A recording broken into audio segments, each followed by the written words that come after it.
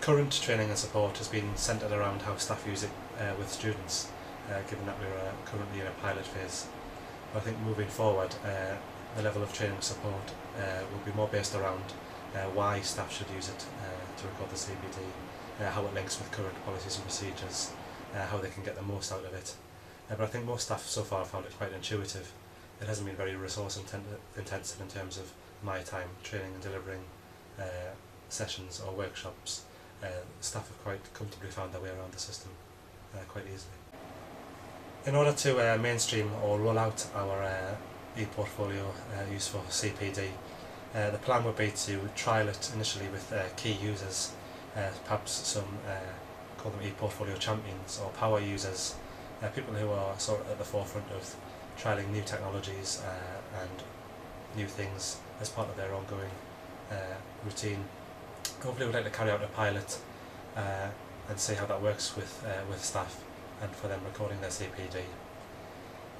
We'd like to then target middle managers, provide some sort of management briefing sessions, hopefully allowing them to see the benefits of the portfolios for CPD and for appraisal process, and then hopefully to pick up and emphasise the use of the portfolio with any engagement with staff development, so staff attending training events or workshops. We'll hope to sort of direct them towards the portfolio in order to record the CPD as a result of those. Support for staff is usually in groups, either at the programme level, the subject area, or when we have general workshops and we have some schools, winter schools, etc. Often people will come to a session, maybe 2 sessions, and then they start thinking about how they want to use it, and it's quite common for us to have a follow-up session whereby we'll be saying to people, okay, you're interested in the portfolio, have you thought about X, Y and Z? Have you thought about releasing a template to the students so they can use that with feedback in each of the sections about what they should be putting in that? They're talking about using the blog tool. Often we'll be sort of saying to them, okay, you're going to introduce the blog tool. What do you want them to put in the blog tool? Because students don't necessarily know what to put in it. And it's very easy to say, well, just go and write your key learning outcomes from this week. It just really doesn't grab students' imagination. And then often we will get into sessions with staff, particularly at the beginning. So our radiography lecturer who's got performers and a webfolio, which is formative and summative assessment, we would typically go in with her for the first session to get her students comfortable, but also to provide her with support for that session. We give a 1-hour introductory session to the portfolio, and then really after that it's up to the individual members of staff to use it as they see fit. Because most of our stuff is related to qualifications of some sort, there's usually a tutor involved, so the first line of support to the staff member putting together a portfolio of evidence would be that tutor, and then if that's not possible to solve it, then they would come to us for central support.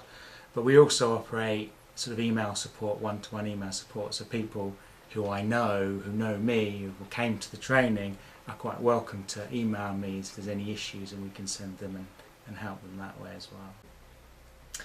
We're not planning to mainstream the practice of using ePortfolio for CPD across all staff at the university.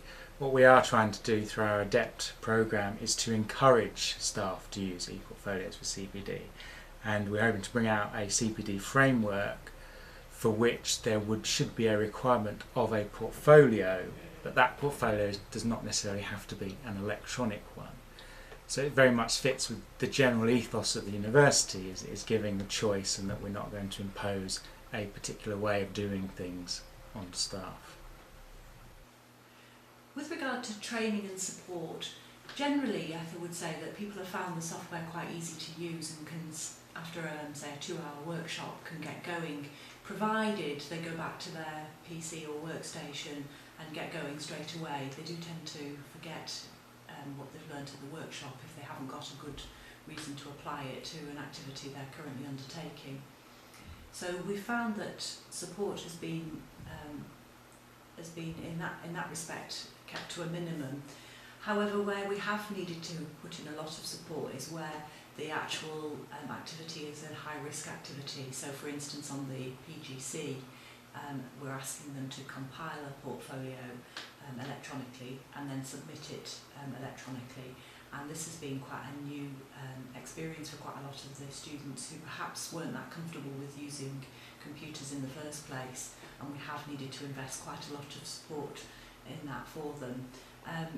And it's come at certain stages which shouldn't be a surprise to everybody. They've needed support, say 2 or 3 days before they're due to hand in their assignment electronically, and there've been quite a number of panic phone calls. They haven't allowed themselves the time to learn how to compile a portfolio appropriately with relevant links to evidence, and so have then suddenly needed a lot of support in the last 2 or 3 days. We're hoping that gradually we can provide the right support for that, so we're now laying on support sessions prior to in the week before the submission date, and we do try and make ourselves very available for the day of submission, so that we can answer queries and be supportive in that way. Other than that, I would say that because it's quite an easy system to use, it does allow for people to explore and try it out in quite an original way. One of the downsides of that is, for instance, in appraisal, when you're asking people to perhaps produce an appraisal document in your e-portfolio that is a lot more personalised than say a Word template would be. This means then that the line manager has difficulty actually accepting or adjusting to this new way of submission of an appraisal. So sometimes the training has actually needed to be for the assessor or the receiver of the appraisal. And so we found that there are points of need that have surprised us, such as when somebody chooses to do their appraisal using the e-portfolio, they're quite comfortable with it, but their line manager hasn't been, and their line manager has needed the support.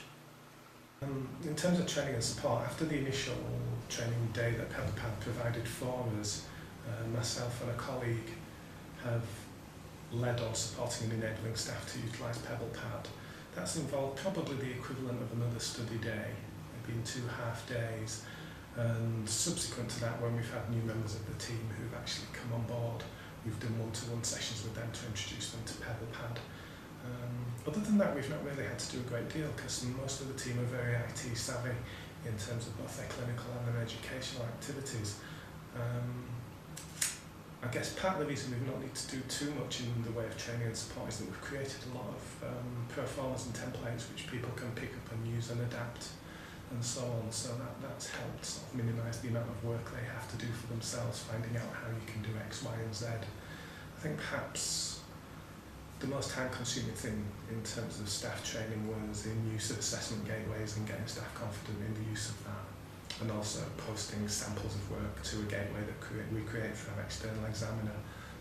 I guess that's been the bits that have been the most complicated in terms of the training, but it's been very straightforward. But again, I'm lucky with the group and the nature of the individuals and what they work on normally anyway, because they are very focused on e-learning, that kind of thing, so this comes naturally to them.